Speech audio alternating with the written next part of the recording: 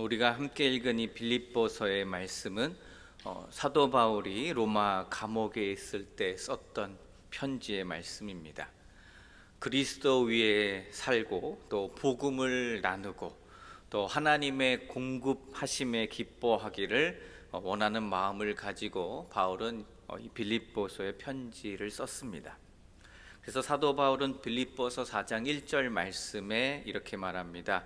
빌립보 성도들 향해서 이렇게 부르는데요, 나의 사랑하고 사모하는 형제들, 또 나의 기쁨이요 면류관인 사랑하는 자들아 라고 이렇게 불렀습니다. 바울은 빌립보 교회를 참 사랑했습니다. 또 바울은 빌립보 교회를 생각할 때마다 참 자랑스러웠습니다. 그래서 비록 바울은 감옥에 있었지만 빌립보 교회가 복음을 잘 감당하는 소식을 들으며 참 자랑스러워했고 뿌듯해했습니다. 그래서 바울은 빌립보 교회를 가리켜 면류관이다 라고 표현할 만큼 참으로 자랑스러워했던 것입니다. 그러나 이렇게 자랑스럽고 또 성숙한 교회라고 해도 어려움이, 문제가 조금도 없는 공동체라는 말은 아니었습니다. 빌립보 교회 안에서도요, 몇 가지 걱정거리가 있었습니다. 빌립보 교회 안에 어려움이 있었습니다. 교회 안에 다툼이 있었던 것입니다. 그래서 영적인 격려가 필요했습니다. 빌립보 교회 안에 있었던 내부의 문제는요, 갈등의 문제였습니다. 공동체 안에 있었던 갈등의 문제입니다. 물론 성숙한 교회라고 불리었던 빌립보 교회였지만 인간 관계 속에서 생기는 이 갈등은요, 빌립보 교회도 피할 수가 없었던 것입니다. 오늘 우리들도 마찬가지일 것입니다. 관계의 문제를 만날 때가 있습니다. 사람들과의 관계 가운데 갈등할 때가 있습니다. 어떻게 풀어가야 할지 참 고민이 될 때가 있습니다. 그래서 염려가 됩니다. 어떻게 풀어나가야 하겠습니까? 빌립보 교회 안에요, 여성 지도자가 있었습니다. 유오디아와 순두계라는 여성 지도자가 있었습니다. 그런데 이 둘 사이에 충돌이 생긴 것입니다. 이 둘 사이에 다툼이 있었습니다. 무슨 이유 때문인지는 잘 알 수가 없습니다. 왜냐하면 구체적으로 성경에 나오지 않기 때문입니다. 그럼에도 이 지도자였던 이 둘 사이의 갈등은 공동체의 문제로 커지게 되었습니다. 그래서 바울이 권면합니다. 빌립보 4장 1절에 이렇게 권면합니다. 먼저는 주 안에서 서라라고 권면합니다. 주 안에서 흔들리지 말고 굳게 설 수 있어야 한다라고 권면합니다. 이 굳게 서라, 굳게 서야 한다라는 이 말은요, 당시 로마 군인들에게 익숙했던 말이라고 합니다. 로마 시대 당시에요, 전쟁이 일어나면 로마 군사들은 자기 키만큼이나 큰 방패를 들고 대열을 만들었다고 합니다. 그리고 나서 적군과 싸웠습니다. 그때 로마 군사들의 임무가 있습니다. 어떤 임무입니까? 각자가 서 있는 그 자리를 굳게 서서 지키는 것이 임무였습니다. 그러나 만약 두려움이 생겨서 그 두려움 때문에 각자가 지켜야 할 그 자리를 굳게 서지 못하고 물러서는 순간 진영은 깨져버리게 됩니다. 그리고 진영이 깨짐으로 말미암아 그 전쟁에서 패배하는 것입니다. 그래서 바울은 그것을 생각했던 것입니다. 그러면서 권면합니다. 주 안에서 흔들리지 말고 굳게 서 있어야 한다라는 것입니다. 염려 때문에, 문제 때문에 흔들리지 말고 주 안에서 굳게 서야 합니다라고 권면했습니다. 그리고 이어서 바울은요, 빌립보서 4장 2절 말씀에 이것을 말합니다. 같은 마음, 한 마음을 품어야 한다라고 말합니다. 유오디아와 순두계 또한 각각에게도 권면합니다. 개개인이 공동체에 대한 아주 소중한 마음을 가지고 있어야 하며 또 책임감을 느껴야 함을 가르쳐 주기 위해서였습니다. 그리고 바울은 말합니다. 각자 자신의 모습을 정직하게 돌아볼 수 있어야 한다라고 말했습니다. 각각 자기 자신이 져야 하는 책임이 있다면 그 책임을 질 수 있어야 한다라고 말했습니다. 그리고 나서 서로가 한 마음이 되도록 노력해야 한다라고 권면합니다. 그래서 한 마음이 될 수 있도록 서로 권면하고 서로 용납하고 또 서로 용서하고 서로 사랑하고 서로 섬길 수 있어야 한다라고 말했습니다. 그렇게 주 안에서 용납하고 사랑할 때 같은 마음을 품을 수 있습니다. 한 마음이 되어 또 주님과 같은 마음으로 서로를 아름답게 섬길 수 있게 되는 것입니다. 유오디아와 또 순두계를 한 번 더 생각해 보겠습니다. 그들은 어떠한 사람들이었습니까? 예수님을 믿는 그리스도인이었고 또 교회 공동체의 지도자였습니다. 리더였습니다. 빌립보서 4장 3절 말씀에 기록되기를 또 참으로 나와 멍에를 같이 한 내게 구하노니 복음에 나와 함께 힘쓰던 저 여인들을 돕고 또한 글레멘드와 그 외에 나의 동역자들을 도우라. 그 이름들이 생명책에 있느니라 라고 말씀합니다. 그들은요, 복음에 함께 힘쓰던 여인들이었습니다. 교회 안에서 함께 열심히 주를 위해 일했던 자매들이었습니다. 이들은 진리에 있어서는 다른 생각이 없었습니다. 예수 그리스도에 있어서는 다른 견해가 없었습니다. 주 안에서의 열심과 주 안에서의 선한 동기는 똑같았습니다. 그런데 무엇이 문제였습니까? 마음이 갈라져 있었습니다. 한 마음이 되지 못했습니다. 어쩌면요, 사소한 일 때문에 감정이 상했을 수도 있습니다. 그런데 그랬을지라도 이것은 결코 작은 일이 아니었습니다. 지금은 이 일이 교회의 큰 일이 되어서 공동체 안에 문제가 되었습니다. 두 사람이 하나 되지 못한 것보다 더 큰 문제가 되었던 것입니다. 바로 공동체인 교회가 하나 되지 못하게 되었기 때문에 이것은 개인 간의 다툼의 문제가 아니었고 큰 문제가 되었고 교회의 걱정거리, 교회의 염려가 되었던 것입니다. 공동체가 분열되면요, 이렇게 덕이 되지 못합니다. 그러나 반대로 공동체가 하나 되고 또 주 안에서 한 걸음으로 나아가면 어떠합니까? 참으로 아름답습니다. 시편 133편 1절에 보라, 형제가 연합하여 동거함이 어찌 그리 선하고 아름다운거라고 말씀합니다. 또 로마서 12장 16절에서 18절에 서로 마음을 같이하며 높은 데 마음을 두지 말고 도리어 낮은 데 처하며 스스로 지혜 있는 체 하지 말라. 아무에게도 악을 악으로 갚지 말고 모든 사람 앞에서 선한 일을 도모하라. 할 수 있거든 너희로서는 모든 사람과 더불어 화목하라 라고 말씀합니다. 또 한 구절이 있는데요, 고린도전서 1장 10절에 형제들아, 내가 우리 주 예수 그리스도의 이름으로 너희를 권하노니 모두가 같은 말을 하고 너희 가운데 분쟁이 없이 같은 마음과 같은 뜻으로 온전히 합하라 라고 말씀합니다. 이렇게 공동체가 하나가 되면요, 방금 함께 읽은 말씀처럼 아름다운 공동체가 되는 것입니다. 문제가 있다면 어떻게 합니까? 문제를 주님께 맡겨드리는 것입니다. 그리고 주님 안에서 다시금 흔들리지 말고 굳게 서야 하는 것입니다. 흔들리지 않고 굳게 서서 한 마음이 될 때에 그 공동체는 하나님 보시기에 참으로 아름다운 공동체가 될 것입니다. 그래서 공동체의 신앙과 개인의 신앙은요, 분리될 수 없는 것입니다. 우리는 교회 공동체 안에서 샬롬 공동체를 이루며 함께 한 마음으로 신앙생활하도록 창조된 것을 잊지 말아야 합니다. 그렇게 성령의 하나 되게 하심을 기억하며 힘써 지킬 수 있어야 합니다. 공동체가 분열하지 않아야 한다는 것입니다. 분열하고 다투게 되면요, 성령을 근심케 합니다. 싸우고 나서, 다투고 나서 마음의 평강이 오는 사람은 아무도 없을 것입니다. 다투고 나면 마음이 어떠합니까? 마음이 참 불편합니다. 공동체가 다투고 분열되어 있는 모습 참으로 아름답지 못합니다. 자연스럽지도 않습니다. 이러한 일은 교회의 머리가 되시는 예수 그리스도께 불순종하는 것입니다. 그래서 바울이 다시 한번 말하고 권면합니다. 복음을 위하여 힘쓰던 동역자들과 다투지 말고 서로 도우라고 권면하고요, 서로 사랑하라라고 권면하며 또 서로 용납하고 서로 섬기라라고 권면합니다. 왜 그렇습니까? 아까 말씀 읽어보았듯이 그 이름들이 어디에 써 있어서 그렇습니까? 그 이름이 생명책에 써 있습니다. 생명책이 무엇입니까? 하나님께 속한 자들에 대한 하나님의 기록입니다.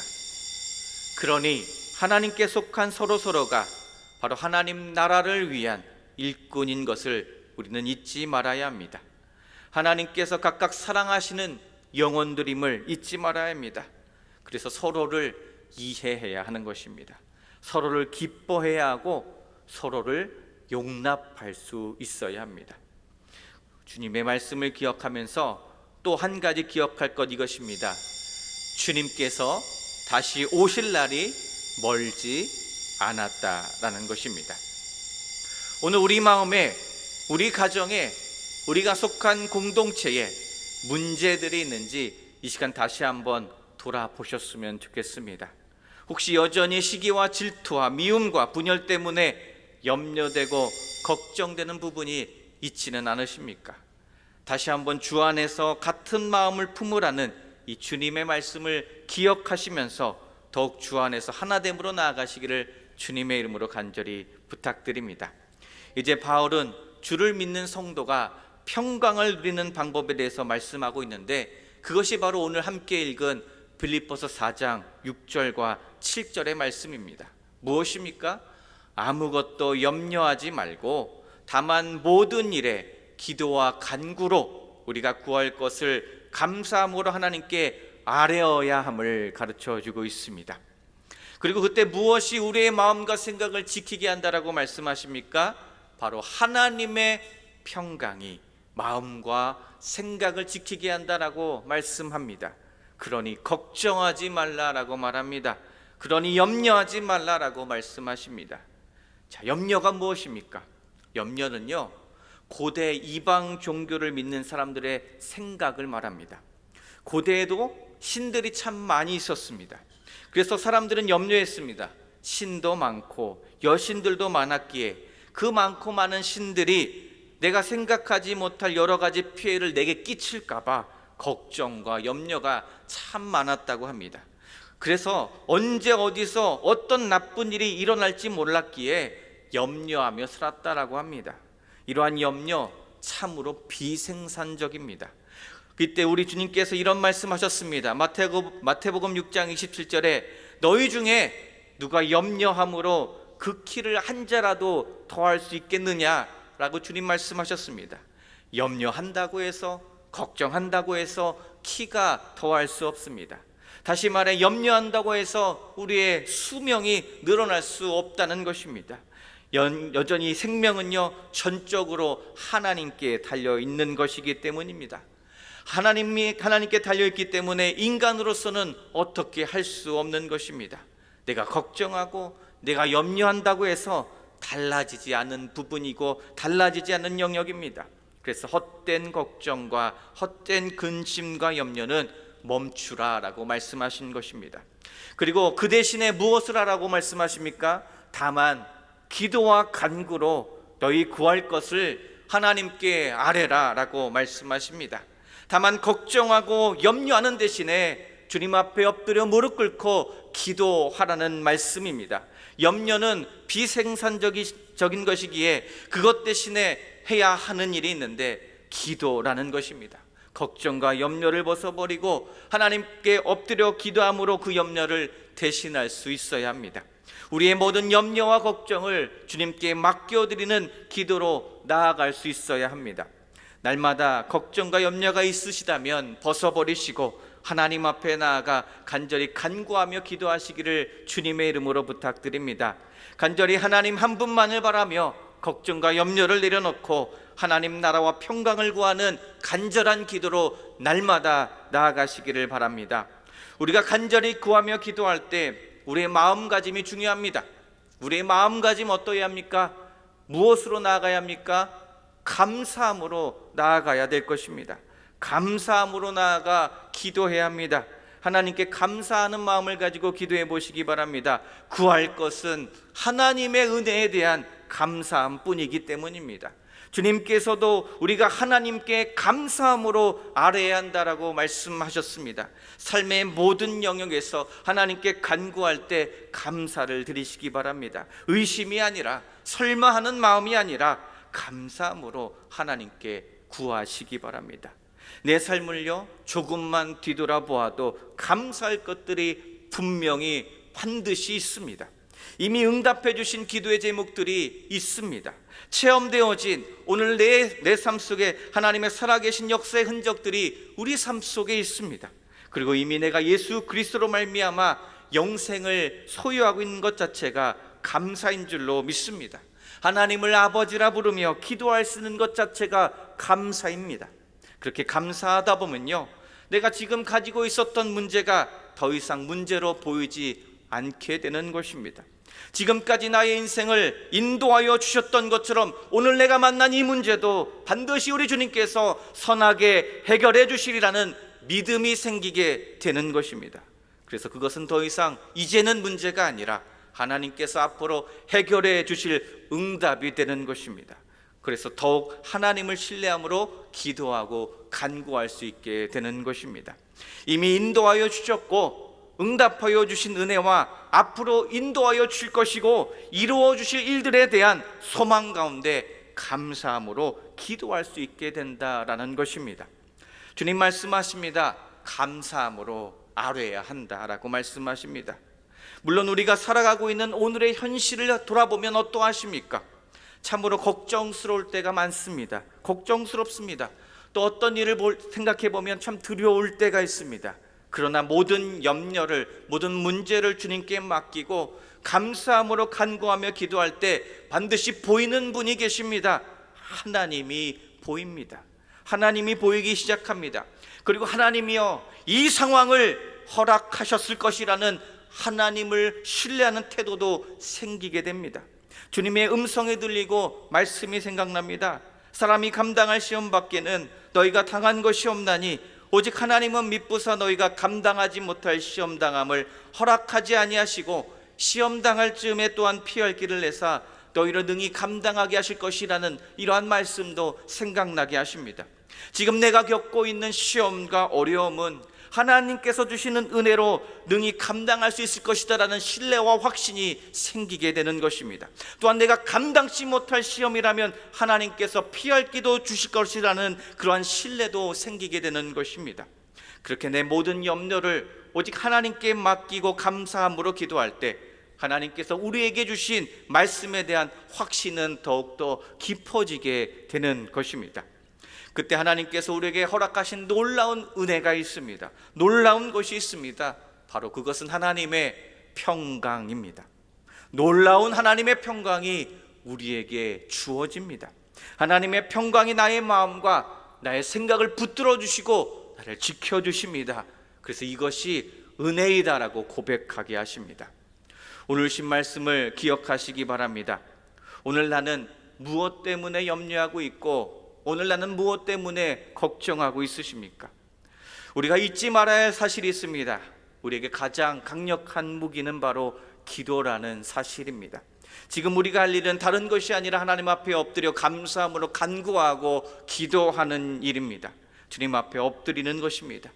오늘 내가 처한 상황을 주님 앞에 그대로 내어드리고 주님 앞에 기도하는 것입니다. 그리고 이 상황을 돌파할 수 있는 유일한 길은 감사함으로 간구하는 것임을 잊지 않는 것입니다.